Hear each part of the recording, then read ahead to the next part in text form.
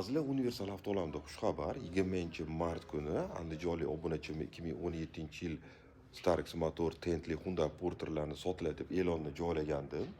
Ertasiga yo'q, 21-mart kuni quvali obunachimga $16,500 sotilibdi.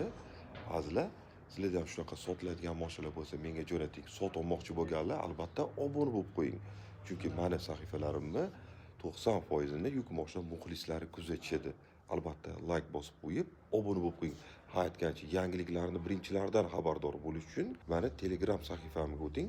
Kia Bongo Nam deb Telegramdan izlab obuna bo'lishingiz mumkin. Like, podpiska, kuzatishda davom eting. Assalomu alaykum Ulug'bek aka, mana kecha e'lon bergan mashinamiz bugun sotilib ketdi. $16,500 quvali akalarimiz baraka qilib ketishdi.